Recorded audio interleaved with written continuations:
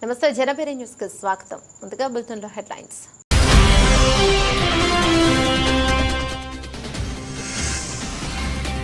నకిలీ ఇళ్ల పట్టాల కేసులో మాజీ ఎమ్మెల్యే వల్లభనేని వంశీకి కోర్టు 14 రోజుల రిమాండ్.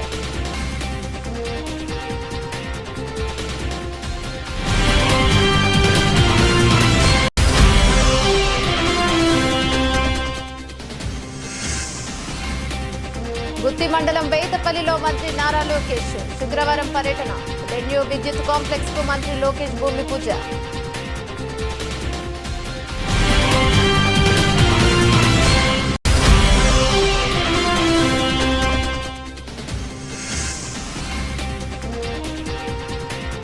గార్బేజ్ వల్నరబుల్ పాయింట్స్ పై శ్రద్ధ వహించండి. విజయవాడ నగరపాలక సంస్థ కమిషనర్ ధ్యానచంద్ర.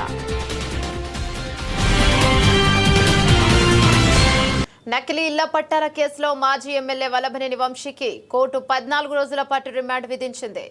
వల్లభనేని వంశీకి ఈ నెల 29 వరకు రిమాండ్ విధించారు. వంశీ అనుచరుడు మోహన్ రంగారావు కూడా కోర్టు రిమాండ్ విధించింది. తన భర్త ఆరోగ్యం క్షీణించిందని వంశీ సతీమణి పంకజశ్రీ ఆవేదన వ్యక్తం చేశారు. నకిలీ ఇళ్ల పట్టాల పంపిణీకి సంబంధించిన కేసులో గన్నవరం మాజీ ఎమ్మెల్యే వల్లభనేని వంశీకి న్యాయస్థానం 14 రోజుల పాటు రిమాండ్ విధించింది. ఈ కేసులో ఆరోపణలు ఎదుర్కొంటున్న వంశీ అనుచరుడు మోహన్ రంగారావు కూడా నూజివీడు కోర్టు ఇదే విధమైన ఆదేశాలను జారీ చేసింది. వివరాల్లోకి వెళ్తే ఏలూరు జిల్లా పరిధిలోని బాపులపాడు మండలంలో నకిలీ ఇళ్ల పట్టాలు పంపిణీ చేశారన్న ఆరోపణలపై వల్లభనేని వంశీ మోహన్ రంగారావులపై కేసు నమోదైంది. ఈ కేసుకు సంబంధించి విచారణ చేపట్టిన నూజివీడు న్యాయస్థానం ఇరువురికి మే 29వ తేదీ వరకు జ్యుడిషియల్ కస్టడీ విధిస్తూ శుక్రవారం ఉత్తర్వులు ఇచ్చింది. తన భర్త అనారోగ్యంతో బాధపడుతున్నారని గన్నవరం మాజీ ఎమ్మెల్యే వల్లభనేని వంశీ సతీమణి పంకజశ్రీ ఆవేదన వ్యక్తం చేశారు. తన భర్త ఆరోగ్యం పూర్తిగా క్షీణించిందని కోర్టు వద్ద ఆమె వాపోయారు. బెయిల్ పిటిషన్ సోమవారానికి వాయిదా పడినట్లు చెప్పారు. చాలా డిటీరియరేట్ అయిపోయింది. వెయిట్ లాస్ ఉంది బాగా. అండ్ ఆల్సో యూరిన్ శాంపిల్స్ లో కీటోన్ బాడీస్ పాజిటివ్ వచ్చాయి మాకు. సో మేము దాని గురించి చాలా వరీ అవుతున్నాం. ఇప్పుడు అవన్నీ లీగల్ టీమ్ అడగండి ఏదైనా ఉంటే. పోలీసులు నిబంధనలు గుర్తుందంటే సిటీ వారెంట్ లో దాఖలు చేశారని చెప్పేసి అది ఇప్పుడు ఆ పీటీ వారెంట్లు అవన్నీ మేము ఛాలెంజ్ చేసామండి. ఇప్పుడు ఇదైతే 100% తప్పుడు కేసే, గతంలో తీసేసిన కేసే. మళ్ళా ఏదో తిరిగి తవ్వి ఏదేదో చేద్దామన్న ప్రయత్నం చేస్తున్నారు తప్ప అదేం లేదు. దీంట్లో కూడా సోమవారం కోర్టు వారు బెయిల్ పిటిషన్స్ అన్ని వేస్తే ఇంటర్మ్ బెయిల్ కూడా రేపిస్తారు. ప్రస్తుతం వంశీ గారి ఆరోగ్య పరిస్థితి బాగుండలేదు.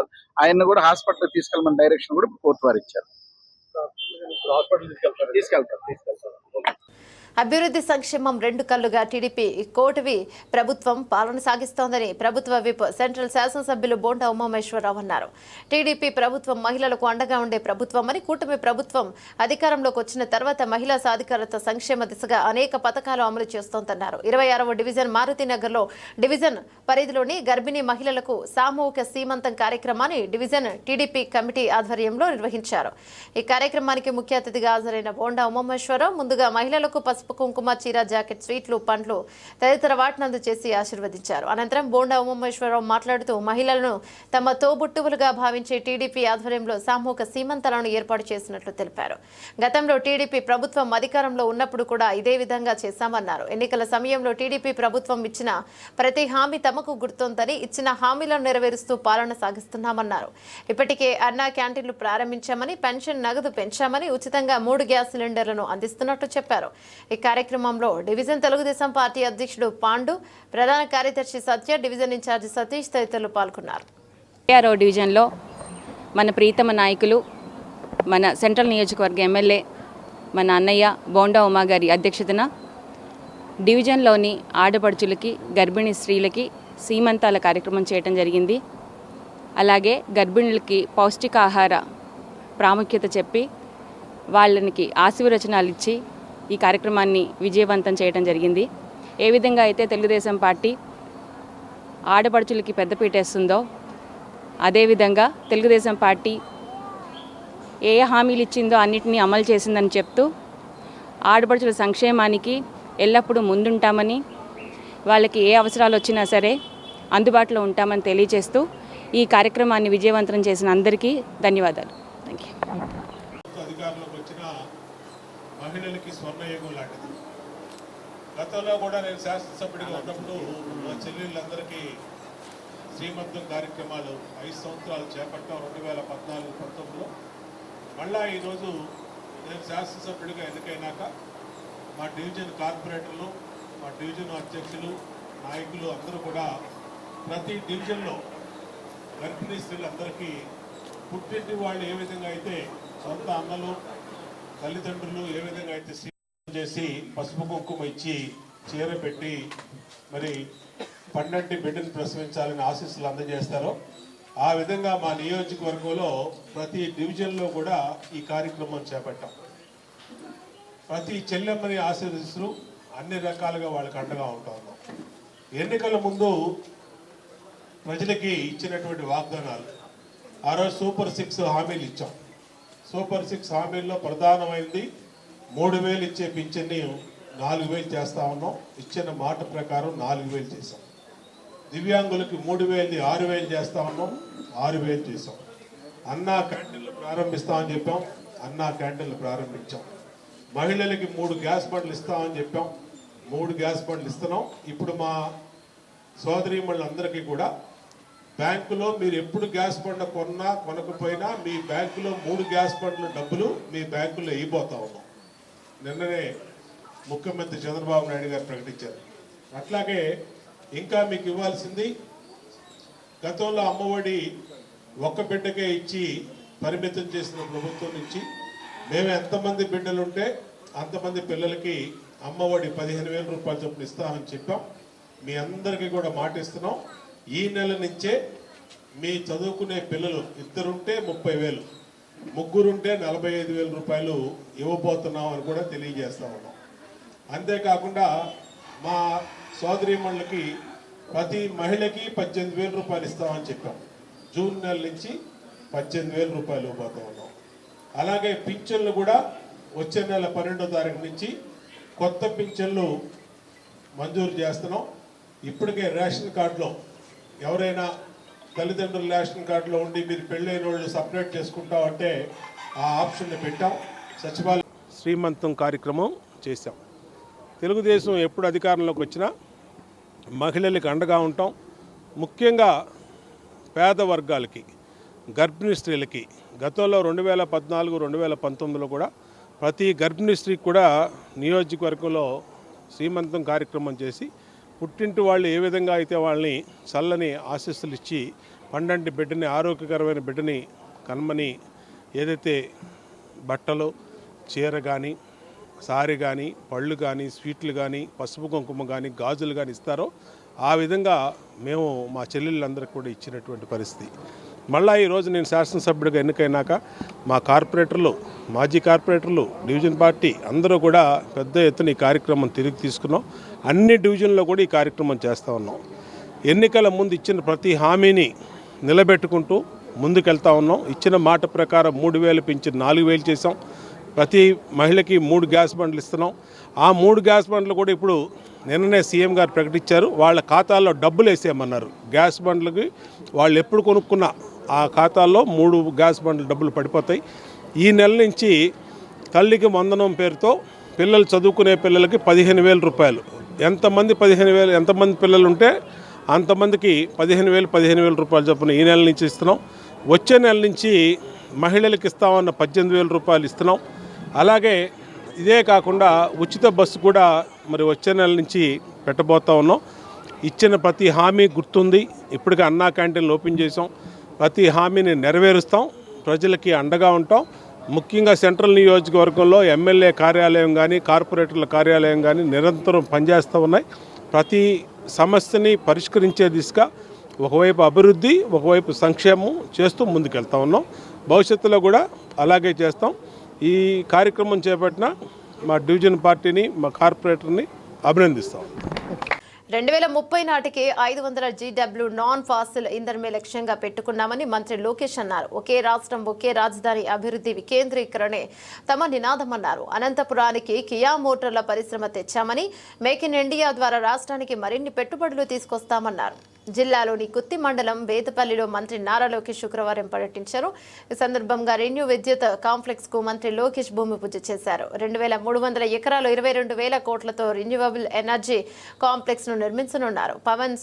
పవన సోలార్ బ్యాటరీ ఆధారిత విద్యుత్ ఉత్పత్తి కాంప్లెక్స్ నిర్మాణం జరుగుతుంది. సందర్భంగా మంత్రి మాట్లాడుతూ భవిష్యత్ ఆశలు ఆకాంక్షల వారిదిగా రెన్యూవబుల్ ఎనర్జీ కాంప్లెక్స్ నిర్మాణం జరగనుందని తెలిపారు. రెన్యూవబుల్ ఎనర్జీ పరిశ్రమ మాత్రమే కాదని ఉద్యమం అన్నారు. భారత క్లీన్ ఎనర్జీ విప్లవానికి శంకుస్థాపన చేస్తామని చెప్పుకొచ్చారు. రాబోయే రోజుల్లో ప్రతిరోజు 4 పీక్ గంటల వరకు విద్యుత్ సరఫరా చేస్తామన్నారు. ఢిల్లీ నుంచి వచ్చారు కనుక ముందు నేను ఇంగ్లీష్లో మాట్లాడతా, తర్వాత తెలుగులో మాట్లాడతా. గౌరవనీయులు సుమంత్ సిన్హా గారు, CEO చైర్మన్ రెన్యూ, గౌరవనీయులు బలరాం మెహతా గారు, CEO రెన్యూ ఎనర్జీ, గౌరవనీయులు స్థానిక శాసనసభ్యులు గుమ్మనూరు జయరాం గారు, గౌరవనీయులు జిల్లా కలెక్టర్ డాక్టర్ వి వినోద్ గారు, గౌరవనీయులు MD నెట్క్యాప్ కమలాకర్ బాబు గారు. ఇక్కడ చాలామంది అనుకుంటూ ఉంటారు గొట్టుపాటి రవి గారు పేరు మర్చిపోయారు, లొకేషన్ నేను మర్చిపోలా, బెస్ట్ ఫర్ ద లాస్ట్ అని పెట్టా. మన ప్రాంతంలో గొట్టుపాటి రవి గారు అంతా తెలుసుండకపోవచ్చు, కానీ రవాణా గురించి ఒక మాట చెప్పాలి. 2019 నుంచి 24 వరకు శాసనసభ సాక్షిగా మన నాయకుడిని అవమానించినప్పుడు కానివ్వండి, శాసన మండలిలో అమరావతిని మేమందరం కాపాడడానికి పోరాడినప్పుడు గ్యాలరీలోకి చంద్రబాబు నాయుడు గారు వచ్చి కూర్చున్నారు. అక్కడ కావాలని ఆనాటి పాలకులు వాళ్ళ శాసనసభ్యులు పంపించి చంద్రబాబు నాయుడు గారిని ఎగతాళి చేయండి, ఎక్కలు చేయండి అని చెప్పారు. ఆనాడు గొట్టుపాటి రవి గారు, గౌరవనీయులు స్వామి గారు, మన అనగాని సత్యప్రసాద్ గారు, ఆనాటి ఉన్న శాసనసభ్యులందరూ బాబు గారు చుట్టూ నిలబడి మమ్మల్ని దాటిన తర్వాతనే చంద్రబాబు నాయుడు గారి దగ్గరికి వెళ్తానని చెప్పిన గొప్ప వ్యక్తి మంత్రివర్యులు గొట్టుపాటి రవికుమార్ గారు. A very good morning to everyone gathered here. Today we are not just laying a foundation stone. We are laying the cornerstone for India's clean energy revolution. It is an honor to be part of this historical movement. The launch of the Renewable Energy Complex is a symbol of bold ambition and sustainable progress. With an investment of 22,000 crores, this project is not just empowering grids, it's energizing hope, fueling ambition, and lighting the way for a cleaner tomorrow. Renewable energy is not just an industry, it is a movement. It is the bridge between what we dream today and what we owe to our future generations. Sunlight is free, wind is free, clean air is priceless. Why should our future generations come at a cost of our planet? From fossil fuels to future fuels, this is a leap we are making, and we are doing it with a sense of purpose. Every megawatt generated here is a message to the world that India leads from the front and Andhra Pradesh stands at the helm. A heartfelt thank you to you, Mr. Sinha ji, Chairman and CEO of Renew, and the entire Renew team for placing your trust in Andhra Pradesh, India's rising green powerhouse. This isn't just a project, it's a beacon of belief in our government, in our potential, in our planet's future. Renew's power re-entry after 6 years is not a comeback, it is a statement. Andhra Pradesh is back and better than ever. And at the center of this transformation stands a visionary, a leader who sees not just tomorrow but the decades ahead. Sri Nara Chandrababu Naidu Garu is not just building roads and infrastructure, he is building highways to the future. Where others saw policy, he saw possibility. Where others saw risk, he saw opportunity. Under his leadership, Andhra Pradesh is not chasing change, it is creating that change. The integrated clean energy policy launched in October 2024 under the guidance భారత్కు రక్షణ కవచంలా నిలిచిన మన భద్రతా దళాలకు మనస్ఫూర్తిగా ధన్యవాదాలు తెలియజేస్తున్నానని ఆంధ్రప్రదేశ్ ఉప ముఖ్యమంత్రి పవన్ కళ్యాణ్ అన్నారు. ఉగ్రవాదిని అంతం చేయాలనే లక్ష్యంతో పనిచేసిన భారతదేశానికి మన రక్షణ బలగాల రక్షణ కోసం పూజలు చేస్తున్నట్లు పవన్ కళ్యాణ్ తెలిపారు. జమ్మూ కాశ్మీర్లోని పహల్గాంలో జరిగిన ఉగ్రవాదుల దాడి యావత్ దేశాన్ని కదిలించింది. జాతీయ భద్రత కోసం జనసేన ఆధ్వర్యంలో సర్వమత ప్రార్థనలు చేస్తున్నామన్నారు. సైనిక బలగాలకు ఆధ్యాత్మిక సంఘీభావం ప్రకటిస్తున్నామని చెప్పారు. ఈ మేరకు సోషల్ మీడియా మాధ్యమం ఎక్స్ వేదికగా పవన్ కళ్యాణ్ ట్వీట్ చేశారు. ఇలాంటి సమయంలో ఆపరేషన్ సింధూర్ ద్వారా పాక్ ఆక్రమిత కాశ్మీర్లోని ఉగ్రవాద మూలలపై వారికి సహకరిస్తున్న పాకిస్తాన్ ఆర్మీపై దాడులు చేసి ఉగ్రమూకలను అంతం చేసే తిరుగులేని ధైర్య సాహసాలకు భారత బలగాలు ప్రదర్శించాయని పవన్ కళ్యాణ్ చెప్పారు. భారత్కు రక్షణ కవచంలా నిలిచిన మన భద్రతా దళాలకు మనస్ఫూర్తిగా ధన్యవాదాలు తెలియజేస్తున్నానన్నారు. ఉగ్రవాదాన్ని అంతం చేయాలనే లక్ష్యంతో పనిచేసిన భారతదేశానికి మన రక్షణ బలగాల రక్షణ కోసం పూజలు చేస్తున్నట్లు పవన్ కళ్యాణ్ తెలిపారు. Commendable job done by our army personnel and defense personnel. We have to appreciate them. We'll stand by them under the leadership of Honorable Prime Minister Modi ji. We will stand by you, sir. Whatever you have taken, whatever decision, bold action, bold decision you take, we're going to stand by you. విశాఖపట్నంలో జరిగే 11వ అంతర్జాతీయ yoga డేను record సృష్టించేలా నిర్వహించాలని ముఖ్యమంత్రి నారా చంద్రబాబు నాయుడు అన్నారు. June 21వ తేదీన జరిగే yoga day కార్యక్రమంలో ప్రధాని మోదీ ఈసారి విశాఖలో పాల్గొంటున్నారు. ఈ విషయాన్ని ఇప్పటికే ప్రధాని స్వయంగా ప్రకటించారు. దీంతో ఈ కార్యక్రమం చరిత్రలో నిలిచిపోయేలా చేపట్టాలని ముఖ్యమంత్రి చంద్రబాబు భావిస్తున్నారు. గ్రాండ్ సక్సెస్ చేసే అంశంపై ఫోకస్ పెట్టిన సీఎం కార్యాచరణపై క్యాంప్ ఆఫీసులో అధికారులతో సమీక్ష చేశారు. ఈ సందర్భంగా ముఖ్యమంత్రి మాట్లాడుతూ yoga for one earth one health ను ఈ ఏడాది యోగా దినోత్సవ థీమ్ గా తీసుకున్నారన్నారు. జూన్ 21న నిర్వహించే అంతర్జాతీయ యోగా దినోత్సవాన్ని ప్రతిష్టాత్మకంగా తీసుకోవాలన్నారు. ప్రధాని వస్తున్న ఈ కార్యక్రమాన్ని అద్భుతంగా నిర్వహించడంతో పాటు రాష్ట్రంలో యోగా అభ్యాసానికి ఇది నాంది పలకాలన్నారు. రాష్ట్రంలో ప్రతి ఒక్కరిని కార్యక్రమంలో భాగస్వాములను చేయాలి. కనీసం 2 కోట్ల మందికి కార్యక్రమం చేరాలన్నారు. యోగా ఆంధ్ర 2025 థీమ్తో రాష్ట్రంలో ప్రచారం చేపట్టాలని, దీనికోసం ప్రజలను సంసిద్ధం చేసేందుకు నెల 21 నుంచి జూన్ 21 వరకు యోగా మంత్ పాటించాలన్నారు. లా నేస్తంను వెంటనే పునరుద్ధరించమని గవర్నర్కి వినతి పత్రం సమర్పించడం జరిగింది. బెజవాడ బార్ అధ్యక్షులు, కృష్ణా జిల్లా బార్ ఫెడరేషన్ అధ్యక్షులు ఏకే భాష తెలిపారు. బెజవాడ బార్ అసోసియేషన్ హాల్లో ఏర్పాటు చేసిన విలేకరుల సమావేశంలో నూతనంగా ఎన్నికైన బెజవాడ బార్ అసోసియేషన్ అధ్యక్షులు ఏకే భాష, ప్రధాన కార్యదర్శి కేవి రంగారావులు మాట్లాడుతూ జూనియర్స్ న్యాయవాదుల సమస్యలను పరిష్కరించాలని, ఆంధ్రప్రదేశ్ రాష్ట్ర గవర్నర్ అబ్దుల్ నజీర్ను మర్యాదపూర్వకంగా కలిసి వారికి న్యాయవాదుల రక్షణ చట్టం, జూనియర్ న్యాయవాదుల స్టీఫండ్ పథకం, లా నేస్తం అమలు గురించి వినతి పత్రాలు సమర్పించామని పేర్కొన్నారు. దీనికి గవర్నర్ సానుకూలంగా స్పందించి వినతి పత్రాలను ప్రభుత్వం వారికి అందించి వీలైనంత త్వరగా అమలు పరిచేటట్టు చూస్తామని హామీనిచ్చారు.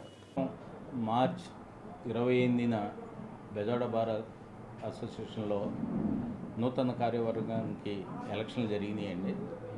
ఈ ఎలక్షన్లు జరిగిన దాంట్లో అబ్దుల్ ఖుద్దూస్ భాష అని చెప్పి నేను అధ్యక్షుడిగాను, కేవీ రంగారావు గారు జనరల్ సెక్రటరీ గాను, ముద్దాడి సత్యనారాయణ గారు ట్రెజరర్ గాను, లక్ష్మి గారు జాయింట్ సెక్రటరీ గాను, అనురాధ గారు లేడీ సెక్రటరీ గాను విజయం పొందాము.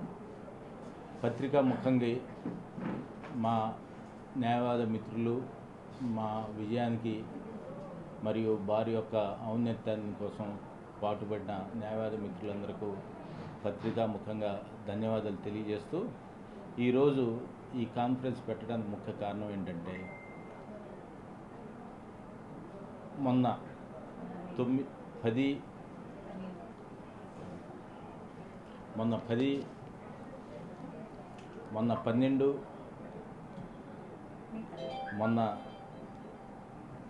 12వ తారీఖున మన గవర్నర్ గారైన జస్టిస్ అబ్దుల్ నజీర్ గారిని మా గవర్నింగ్ బాడీ కలిసాము. గవర్నింగ్ బాడీ కలిసి మర్యాదపూర్వకంగా కలిసాము. ఆయన కలిసిన తర్వాత మాతో 40 నిమిషాల దాకా రాష్ట్రం యొక్క అభివృద్ధి గురించి, రాష్ట్రం యొక్క మంచి చెడుల గురించి, మా ప్రాక్టీసు, మా న్యాయవాదుల మిత్రుల యొక్క కష్టాలు సుఖాలు వీటి గురించి డిస్కస్ చేసుకుంటూ 2 వినతి పత్రాలు ఇచ్చామండి మన న్యాయవాదుల తరఫున. అడ్వకేట్ ప్రొటెక్షన్ యాక్ట్ కొత్తగా భారతదేశం మొత్తం అమలు చేయడం ట్రై చేస్తున్నారు. దాన్ని వీలున్నంత త్వరగా రాష్ట్ర ప్రభుత్వం అమలు చేయాలని చెప్పి రికమెండేషన్ చేయమని చెప్పి, అదేవిధంగా మన ఆంధ్రప్రదేశ్ భారతదేశంలో ఎక్కడ లేని విధంగా జూనియర్ న్యాయవాదులకి లా నేస్తామని చెప్పి ఒక గొప్ప పథకం పెట్టారు. ఆర్థికంగా వెనుకబడిన న్యాయవాదులు, జూనియర్ న్యాయవాదులు మన ప్రాక్టీస్కి రాగానే వాళ్ళకి ఖర్చుల నిమిత్తం, అంటే న్యాయవాది వృత్తిలో కొంచెం స్థిరపడే వరకు స్టైఫండ్గా నెలకు 5,000 చొప్పున శాంక్షన్ చేశారు. ఇది 2019 నుండి ప్రభుత్వం దాన్ని శాంక్షన్ చేశారు. దాని తర్వాత కొన్నాళ్ళు కొన్ని నెలలు ఇస్తూ ఒక్కొక్కసారి 3 నెలలు 4 నెలలకు ఒకేసారి స్టైఫండ్ ఇస్తూ వచ్చారు. దాని తర్వాత ఇప్పుడున్న ప్రభుత్వం కూడా దాన్ని న్యాయమిత్రగా మారుస్తామని చెప్పి అదే దాన్నే కంటిన్యూ చేస్తామని చెప్పి ఎలక్షన్లో మేనిఫెస్టోలో పెట్టారు. దాన్ని అమలు చేయమని చెప్పి మేము 12/5/2012 గవర్నర్ గారికి కూడా ఇచ్చామండి.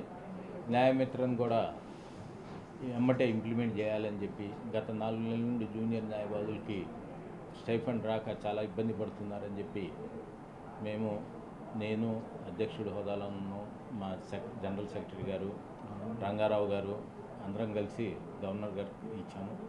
గవర్నర్ గారు కూడా దాని గురించి డిస్కస్ చేసి భారతదేశంలోనే ఇది గొప్ప న్యాయవాది మిత్రులకి గొప్ప వరంగా ఆయన విశ్లేషీకరించి దీని గురించి నేను ఎమ్మటే యాక్షన్ తీసుకుంటానని చెప్పారు. వాళ్ళకి ఎంతో సంతోషకరమైన వార్త కింద లేకపోవచ్చు. గత ప్రభుత్వం 2019లో ప్రవేశపెట్టిన ఈ పథకం ఆ రోజుల్లో 5,000 ఇచ్చారు. ఈ ప్రభుత్వం కూడా, తెలుగుదేశం ప్రభుత్వం హామీ ఏమి ఇచ్చిందంటే న్యాయవాదులకి 5,000 ఇస్తున్నారు, మీకు 10,000 ఇస్తామని హామీ ఇచ్చారు. కానీ దాన్ని అమలు చేయడంలో ఇప్పుడు 5,000 అని జీవో వచ్చింది. కనుక దాన్ని 10,000 చేసి జీవోని సవరించి 5,000 నుంచి 10,000 చేస్తే మాకు ఇంకా ఎక్కువగా సంతోషం ఉంటుంది, జూనియర్ న్యాయవాదులు ముఖ్యంగా. కనుక రాష్ట్ర ప్రభుత్వం ఆ దిశగా చర్యలు తీసుకోవాలని కోరుతున్నాము. గవర్నర్ గారి దగ్గరికి వెళ్ళి మేము వెంటనే ఇవ్వగానే అర్జీ, ఆయన ఎమ్మని స్పందించి ప్రభుత్వ గారితో చర్చించి ఈ జీవో రావడం చాలా సంతోషకరంగా ఉంది. మా బెజవాడ బార్ అసోసియేషన్ తరఫున గవర్నర్ గారికి, అలాగే రాష్ట్ర ముఖ్యమంత్రి గారికి ధన్యవాదాలు తెలుపుకుంటున్నాము. రాష్ట్రంలో టీడీపీ కూటమి ప్రభుత్వం అధికారంలోకి వచ్చిన తర్వాత రియల్ ఎస్టేట్ రంగానికి మంచి రోజులు వచ్చాయని ప్రభుత్వ విప్ సెంట్రల్ శాసనసభ్యులు బోండా ఉమామేశ్వరరావు అన్నారు. గడిచిన ప్రభుత్వ 5 సంవత్సరాల కాలంలో అత్యధిక నష్టపోయిన రంగం రియల్ ఎస్టేట్ రంగమని చెప్పారు. వైసీపీ ప్రభుత్వ పాలనలో రియల్ ఎస్టేట్ వ్యాపారం పడిపోయి అనేక మంది వ్యాపారులు ఆత్మహత్యలు చేసుకోవాల్సిన పరిస్థితులు నెలకొన్నాయన్నారు. మరలా టీడీపీ ప్రభుత్వం అధికారంలోకి రావడంతో రియల్ ఎస్టేట్ వ్యాపారం రాష్ట్రమంతా ఊపందుకుందని బోండా ఉమా చెప్పారు. విజయవాడ నగరం పైప్ల రోడ్డు, ఇన్నర్ రింగ్ రోడ్డు ప్రాంతంలో భూమి డెవలపర్స్ పేరుతో ఏర్పాటు చేసిన రియల్ ఎస్టేట్ కార్యాలయాన్ని ఎమ్మెల్యే బోండా ఉమామేశ్వరరావు ప్రారంభించారు. రియల్ ఎస్టేట్ కార్యాలయంలో జరిగిన పూజా కార్యక్రమాలలో బోండా ఉమా పాల్గొని అనంతరం జరిగిన విలేకరుల సమావేశంలో మాట్లాడుతూ గడిచిన ప్రభుత్వ 5 ఏళ్ల పాలనలో రియల్ ఎస్టేట్ రంగం అనేక ఇబ్బందులను ఎదుర్కొంటోందన్నారు. 2014-19 మధ్య కాలంలో రియల్ ఎస్టేట్ అనంతరం వ్యాపారం బాగా జరిగిందని, అనంతరం అధికారంలోకి వచ్చిన ప్రభుత్వం గజిబిజి పాలనతో రియల్ ఎస్టేట్ రంగం పడిపోయిందన్నారు. మరలా ప్రస్తుతం టీడీపీ ప్రభుత్వం అధికారంలోకి రావడం రాష్ట్రంలోని అన్ని నగరాలను అభివృద్ధి చేస్తుండటంతో మరలా రియల్ వ్యాపారం శరవేగంగా జరుగుతోందన్నారు. గత 5 సంవత్సరాల్లో అత్యధికంగా నష్టపోయినటువంటి రంగం రియల్ ఎస్టేట్ రంగం. గత 5 సంవత్సరాల్లో రియల్ ఎస్టేట్ వ్యాపారులు అన్ని రకాలుగా కూడా నష్టపోయి ఆత్మహత్యలకు కూడా పాల్పడ్డారు.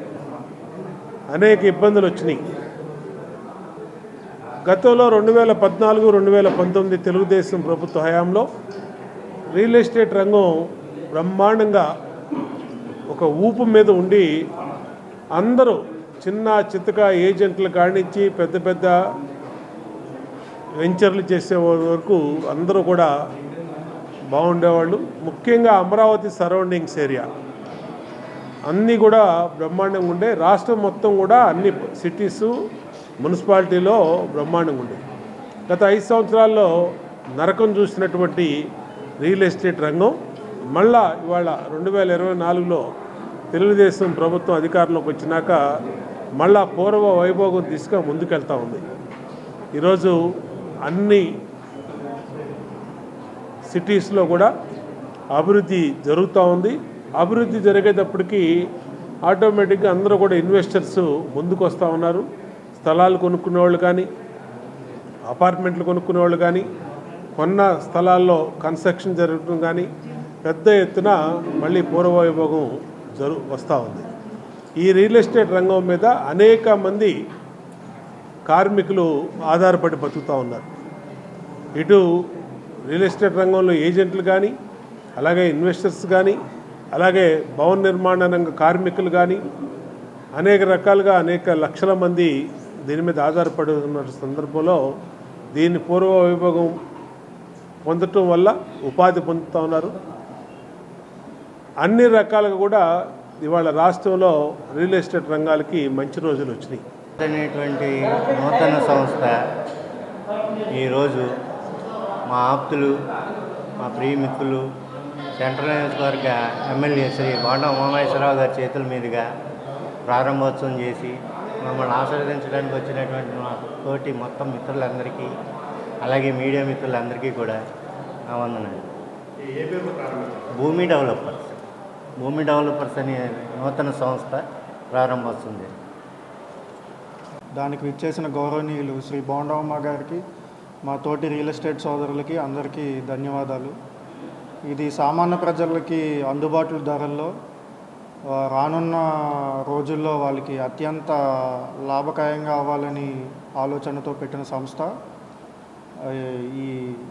ఇప్పుడు నడుస్తున్న ఈ టీడీపీ గవర్నమెంట్లో రియల్ ఎస్టేట్ చాలా అభివృద్ధి చెంది మా ద్వారా చాలామంది మధ్యతరగతి ప్రజలు అభివృద్ధి చెందాలని కోరుకుంటూ అందరికీ ధన్యవాదాలు. దివ్యాంగులు వయోవృద్ధుల సంక్షేమంపై రాష్ట్ర సాంఘిక సంక్షేమ శాఖ మంత్రి డోలాబాల వీరాంజనేయ స్వామి అధికారులతో సమీక్ష సమావేశం నిర్వహించారు.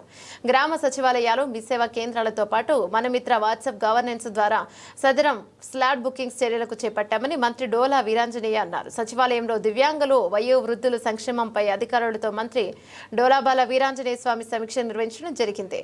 సదరం సర్టిఫికేట్లు, పీఎంజే వందన వయోవృద్ధుల హెల్త్ స్కీమ్ పై మంత్రి డోలా చర్చించారు. ఈ సచివాలయాలు, గ్రామ సచివాలయాలు, మీ సేవ కేంద్రాలతో పాటు మనమిత్ర వాట్సాప్ గవర్నెన్స్ ద్వారా సదరం స్లాట్ బుకింగ్ చర్యలు చేపట్టారు. స్లాట్ బుకింగ్ రోజు మంచి నెల రోజులలోపు సదరం సర్టిఫికేట్లు ఇచ్చేలా చర్యలు తీసుకోవాలని అధికారులకు సూచించారు. దివ్యాంగులకు ఇబ్బందులు లేకుండా సదరం క్యాంపులు నిర్వహించాలని పేర్కొన్నారు.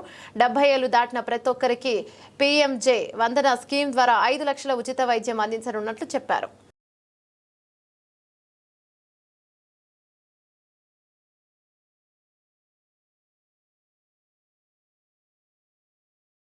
గార్బేజ్ వల్నరబుల్ పాయింట్స్ పై శ్రద్ధ వహించండి, విజయవాడ నగర పాలకు సంస్థ కమిషనర్ ధ్యానచంద్ర అన్నారు. గురువారం ఉదయం ప్రధాన కార్యాలయంలో గల నూతన భవనంలో మీటింగ్ హాల్ నందు ప్రజారోగ్య విభాగం అధికారులు, శానిటేషన్ సూపర్వైజర్లు, ఇన్స్పెక్టర్లు, సెక్రటరీలతో సమీక్ష సమావేశం నిర్వహించారు. ఈ సందర్భంగా మాట్లాడుతూ శానిటేషన్ సెక్రటరీలందరూ ఖచ్చితంగా ఫీల్డ్ విజిట్ చేసి వర్కర్ల హాజరును చూసుకోవాలని, 3 నెలల కంటే ఎక్కువగా హాజరు కాని వర్కర్లపై అధికారులు చర్యలు తీసుకోవాలన్నారు.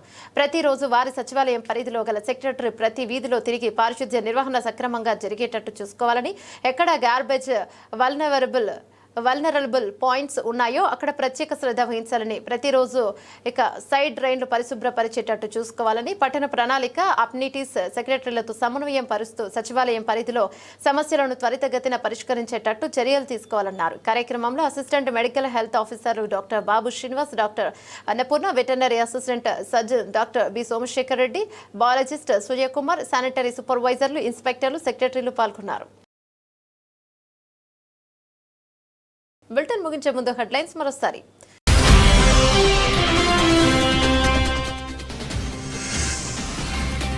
నకిలీ ఇళ్ల పట్టాల కేసులో మాజీ ఎమ్మెల్యే వల్లభనేని వంశీకి కోర్టు 14 రోజుల రిమాండ్.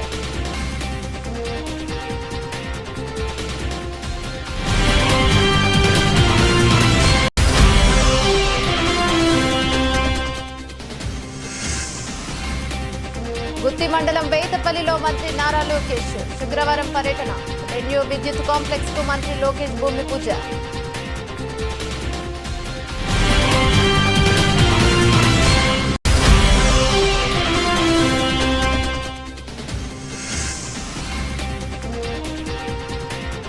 గార్బేజ్ వల్నరబుల్ పాయింట్స్ పై శ్రద్ధ వహించండి, విజయవాడ నగరపాలక సంస్థ కమిషనర్ ధ్యానచంద్ర.